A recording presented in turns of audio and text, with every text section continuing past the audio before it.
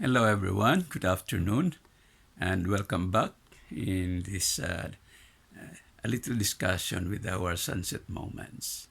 Ito po ulit ang ating Sir Kutaylo at susubukan natin bumalik sa ating mga diskusyon. Sa mga nakalipas na araw, medyo hindi po tayo nakapagbigay ng kunting educational discussion dahil sa hindi po naging maganda ang itong nangyari sa aking camera.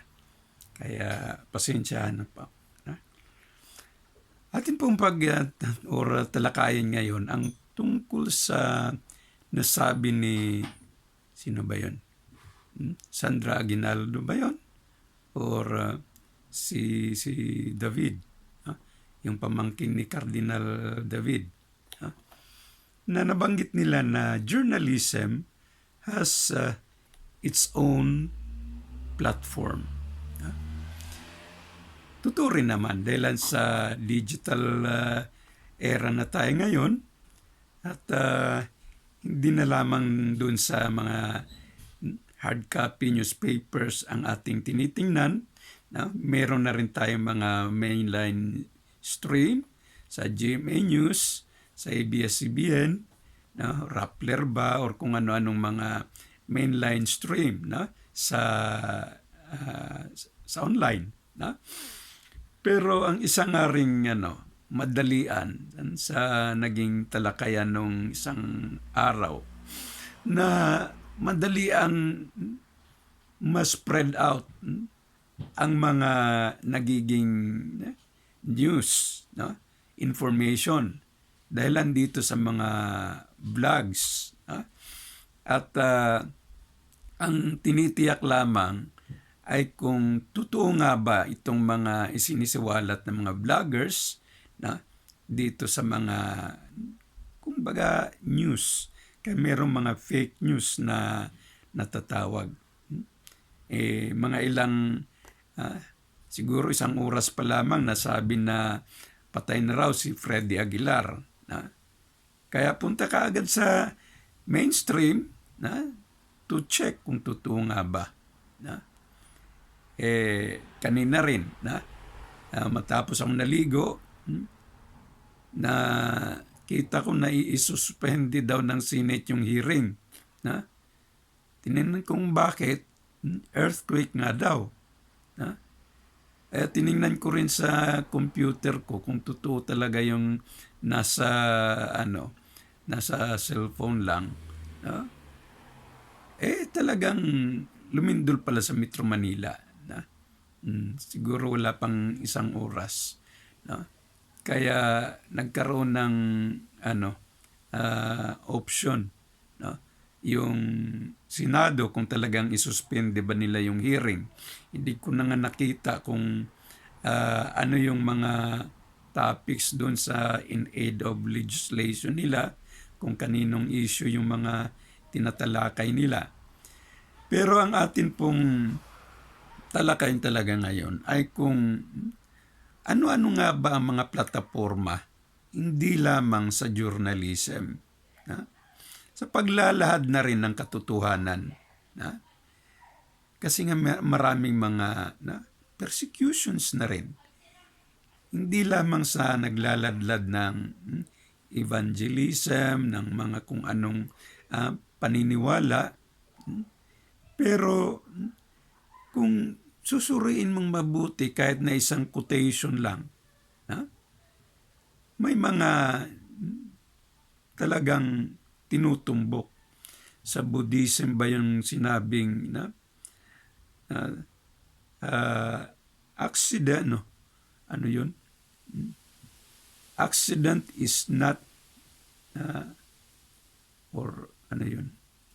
A choice is not an accident. A choice is not an accident. But one could be, or accident is unintentional choice. So choice is not an accident. Choice is not an accident, but a choice but an accident could be an intentional choice. Kung pagmumuni-munihin mo yun, totoo rin naman. Ha? Pinili mo yan kaya tuloy-tuloy na disgrasya ka. Na? Hindi mo pinag-isipang mabuti kung ano talaga ang mahalaga or importante or nakakabuti. Kaya andyan yung aksidente. Pero,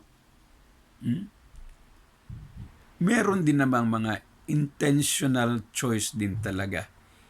Intentional, ibig sabihin gustuhin talaga niya na mangyari yun. So, halimbawa, gusto niyang magpakamatay ba? O magpalunod or malasing, iinom, maglakwatsa, magdodroga, intentional choice niya yon. Hindi mo naman basta-bastang masabing pabaya ka Pero, choice mo yun. Napabarkada ka. Alam mo na mali yung mga bisyong ginawa-gawa nila. Napilitan ka man, sana gumawa ka pa rin ng self-control, self-discipline, or else, you have the options. You can have the choice. Intentional ba or napilitan ka lang ba? Pero, there could be an accident. Pressures, marami din. Iba-ibang plataforma nga talaga sa buhay. Kahit na sa religion, sa school, options din naman, or iba-ibang platforms din naman. Well, literally, iba-ibang plataforma sa education ngayon mula noong nagkaroon ng COVID. Pero yun, nagkaroon ng mga online, face-to-face at kung ano-anong mga plataforma. Kahit ang mga meetings ngayon, conferences, meron din sa mga webinars, mga online, via Zoom, kung ano-ano yung mga activities nila na pinaparaan na lamang nila sa internet, kaya webinar, nagseseminar sila sa pamagitan na itong mga websites. Meron din namang mga limitations yung mga ibang plataforma. Lalong-lalo na dito sa mga online education. Yung face-to-face na kung talagang diretsuhan mong matanong, yung teacher mo at matiyak mo rin sa classmate mo, ano yung sinabi ni ma'am? Anong ibig sabihin nun? You can immediately ask, confirm sa katabi mo kung tama ba yung narinig mo.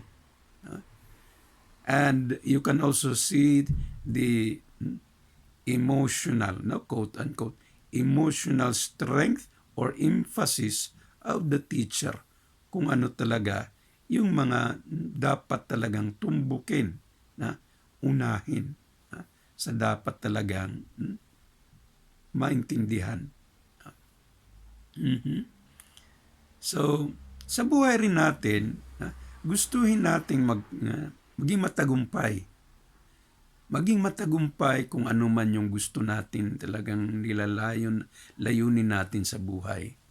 Pero, meron yung mga sa pagtatrabaho, either regular ka, contractual ka ba, or part-timer ka ba, platforms mo lang yan dahil sa mas gustuhin mo yung kalahati sa araw mo ay talagang gusto mo lang, halimbawa gusto mong anuhin yung bahay or alagaan din yung hatid sundo ng mga anak galing sa schools or whatever. Caregiver ka ba nang matanda na yung magulang mo or what? May mga options dyan. So, sa pagdadala ng ating buhay, may mga platforms din talaga. Itong sa akin din, gustuhin ko man talagang ika nga no place like home, gustuhin ko man talagang umuwi na.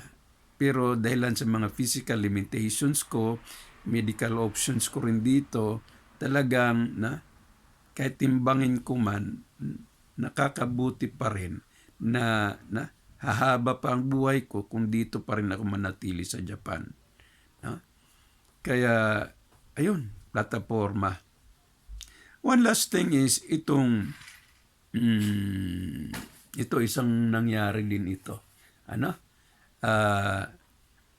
Yung mga kaibigan natin na ayaw mag-asawa, no? Intentional lang talaga nila na maging single sila. Or intentional choice ba na single mother lang sila?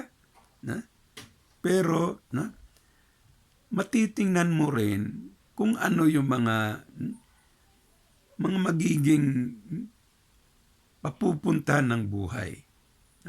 Kasi kung halimbawa retiree ka na, wala kang asawa, wala kang anak, siguro may mga inaalagaan kang mga pets doon sa bahay mo, or mga kamag-anak mo na okay, ini-invite mo para magkaroon ka ng kasayahan, ng mga celebration doon sa bahay mo. Pero kung ordinary days lang talaga, na ikaw lang nag-iisa doon sa bahay mo, pwede kang mamasyal. And yun pero nakakabagot din kasi, nakakaumay kung lalakwat sa ikaw lang isa, wala kang kasama. Kung gusto mo ng adventure, maganda rin naman kung kaya mong mag-isa. Option mo yun eh. Pero darating ang panahon na talagang halimbawa, nag-iisa ka, may sakit ka. Ito nangyari sa akin ito.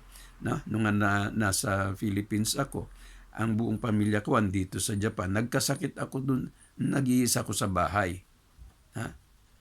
Nag-iisa rin ako pumunta ng hospital. At wala rin akong pera noon. Kaya buti lang may cellphone ako. Natawagan ko yung isang kaibigan ko. Tinulungan naman niya ako. Nagpadala siya ng empleyado niya at natulungan ako. Kung wala talagang nakatulong sa akin, dead ball na ako. Kahit paano nakayanan ko pa naman nag-iisang pumunta sa ospital noon. Pero, kung talagang wala kang kaibigan, malapit sa puso mo, handang tumulong agad-agad sa iyo, or magbigay ng panahon para samahan ka, or kaibigan mong matalik ba o hindi, mag-adventure kayo, mamasyal kayo, and you feel happiness, the enjoyment of your life. Platform mo yun.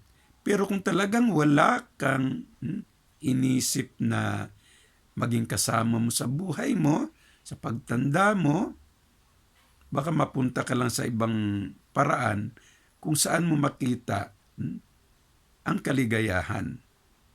Object of joy. We need objects of joy. Mga bata ay gusto nila laruan para maging masaya. Kabataan gusto nila may boyfriend, girlfriend para masaya. Senior citizens nag-iisa. Sino magiging katuwang mo sa buhay?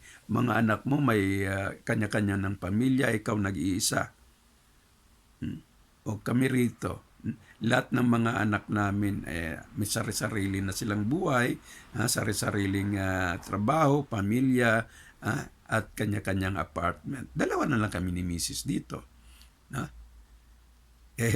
Senior citizens na po. Wala na po kami. Wala nang basketballan, wala nang tournament. Pero, we are here both together. Nilulutuan ako ni Mrs. Ako naman nagsasampay ng mga labada at nilulupi-lupi, naglilinis dito. Si Mrs. naman namamalingke. At kung ano pa yung mga gusto niya o kailangan ng dito sa loob ng bahay, sa kusina. Ganon. Meron ding time na ayun, kaibigan ko, kuya, gusto mong sumali, gusto mong pumunta, sama ka, ganito, ganyan. I'm so happy with that, na? Because it was my intention to really make my life in this way. Na? And I prefer or I base it sa mga situations din naman. Kaya kung nag-iisa ka sa buhay mo, make sure na yung mga objects of joy mo ay para sa kabutihan mo rin. Ha? Hindi sa ikalalaglag ng buhay mo. At baka masira na lamang yung plataforma mo ng buhay. Ha? Okay? Kunting hugot lang po yun, ano? Mga plataforma ng buhay. Hindi lamang sa journalism, may iba-ibang plataforma. Salamat po. Ito po ang ating inyong abang lingkod, si Sir Cotaylo, sa ating Sunset Moments. Salamat po muli. Na peace be with us all. Sukra.